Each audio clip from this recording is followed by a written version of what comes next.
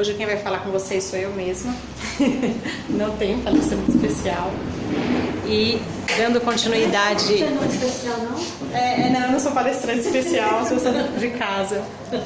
E dando continuidade aos estudos do Evangelho, hoje nós vamos falar aqui também sobre o capítulo 3, né? Já foi falado diferentes estados da alma na erraticidade, que o Anselmo falou semana passada.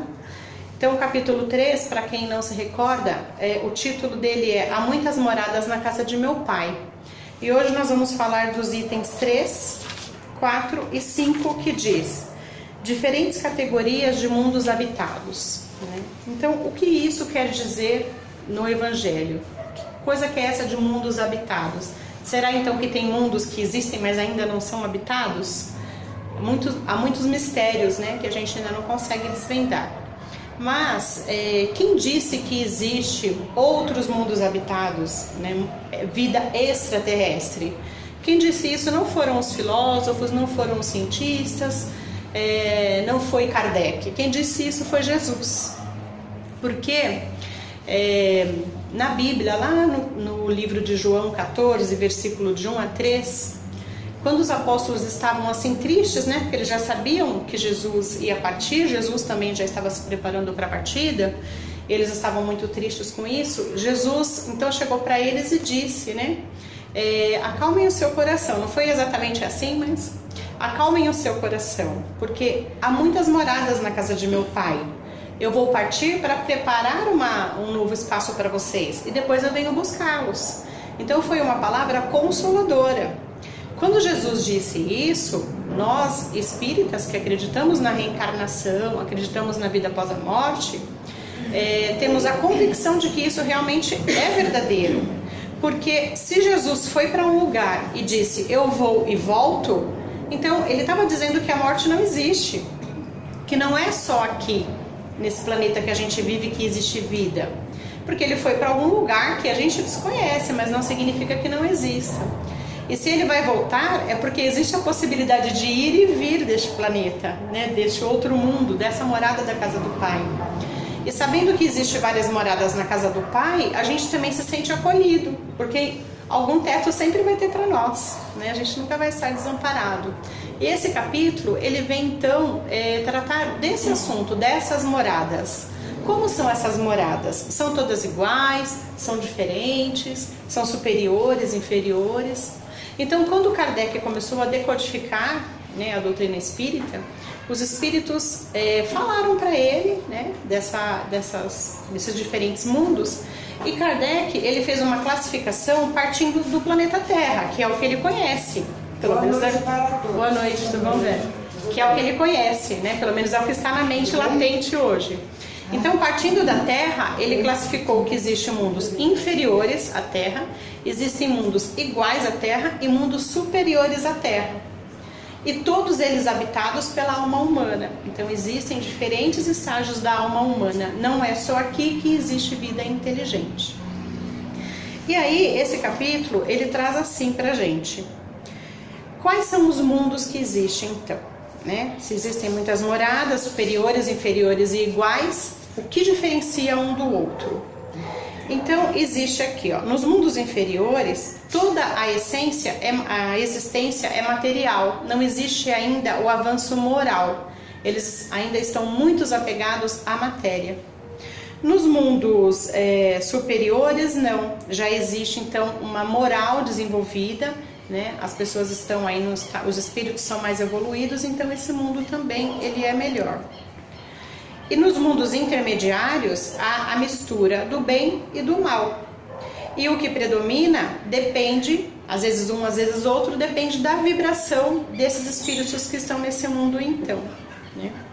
E aí, baseado nisso então, nós podemos dividir da seguinte forma.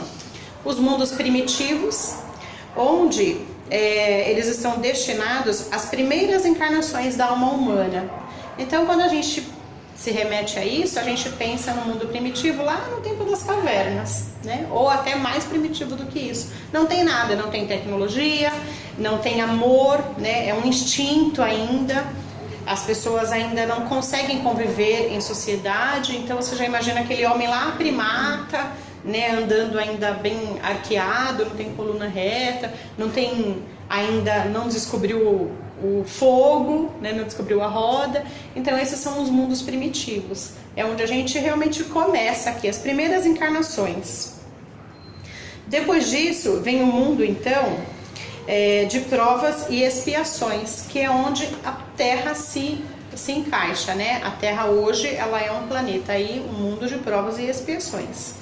Nesse mundo existe então o bem e o mal. Ele é um mundo de muitas provas, né? Onde o mal ele domina ainda. Então por isso que no planeta Terra nós ainda passamos por muitas provações.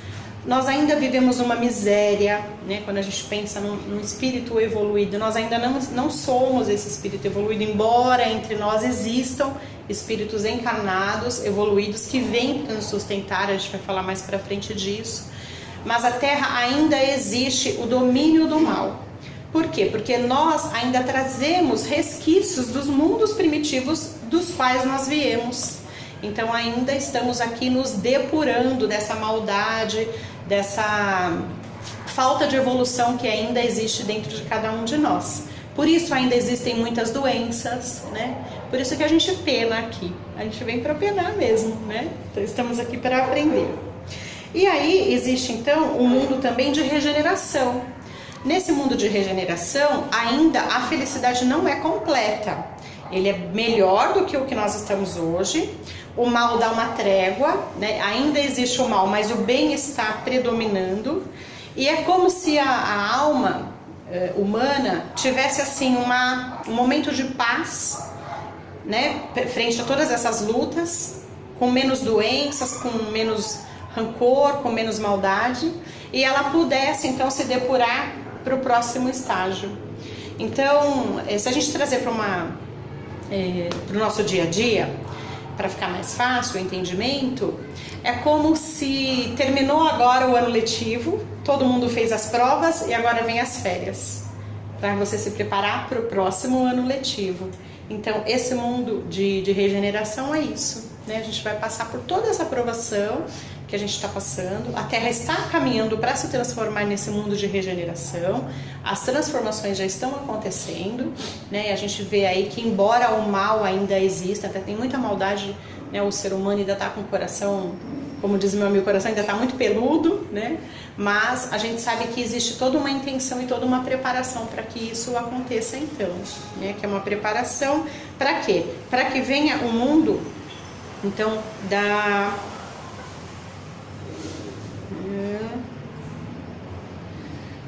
os mundos felizes. Então, depois do mundo de regeneração, vem os mundos felizes, onde o bem sobrepõe ao mal. Ainda existe aquele pouquinho de maldade, mas o bem ele é muito superior, né? Ele é capaz de vencer esse restinho aí de maldade que a gente carrega ainda.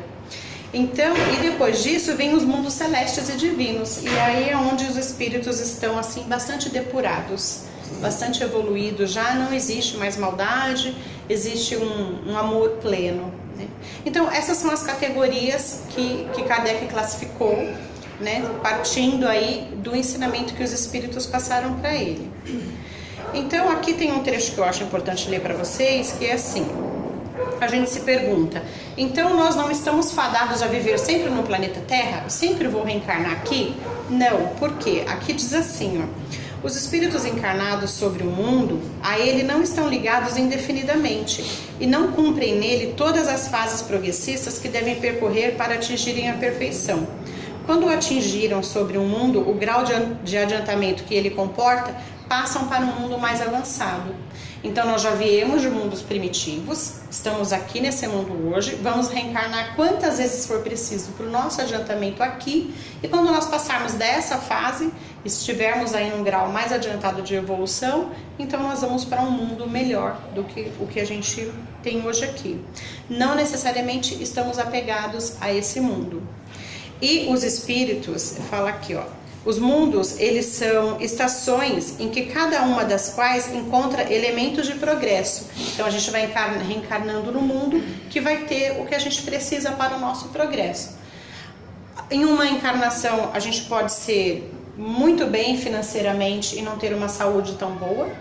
na outra encarnação, no mesmo mundo, a gente pode ter uma dificuldade financeira, mas ter muita saúde, muita paz. então de acordo com o nosso adiantamento e com o que a gente precisa, né? E para eles, né, para os espíritos, é uma recompensa passar para um mundo de ordem mais elevada, como é um castigo prolongarem sua demora em um mundo infeliz, ou serem relegados para um mundo mais infeliz que aqueles que são forçados a deixar, quando são obstinados ao mal. Então nós aprendemos no Espiritismo que o espírito ele nunca regride, a gente sempre evolui. Nós estamos aqui hoje no planeta Terra vencendo as nossas tendências, mas pode ser que nós não tenhamos força necessária para vencer todas as tendências ruins. Então pode ser que a gente precise ainda ficar no mundo inferior ao que a gente está hoje, que é o aluno que reprovou lá, né? Ele vai voltar lá para a série para aprender direitinho e passar. E aí ele diz aqui também, então, que um espírito também evoluído, ele pode reencarnar no mundo inferior, não por uma obrigação, não porque ele precise, mas ele pode se prontificar a ajudar na estrutura daquele mundo, na regeneração daqueles irmãos que ainda estão naquele grau inferior e com muita dificuldade para caminhar sozinhos. Então pode ser também que um espírito de luz, né? A gente tem um exemplo de Jesus. Jesus é o espírito mais evoluído que já se ouviu falar. Ele não precisaria reencarnar na Terra, mas ele reencarnou por amor a nós, para vir aqui para nos deixar a lição, para dizer, olha, eu sou perfeito e vocês podem chegar onde eu estou, e deixou a lição para nós, né? Então, esse era o tema da noite, né? Eu queria reforçar para vocês, então, nesse estudo de hoje, que há muitas moradas na casa de nosso Pai, nós sabemos disso. Sempre vai ter um teto para nós, estando nós evoluídos ou não, estando nós ainda lá embaixo, né, na maldade, aprendendo, aquele filho rebelde, ou estando nós lá em cima, já no plano superior, sendo considerados angelicais. Mas o importante é saber que em cada morada da casa de nosso Pai sempre vai ter um espacinho para os seus filhos, sempre. E o mundo que nós vamos estar sempre vai depender das nossas atitudes.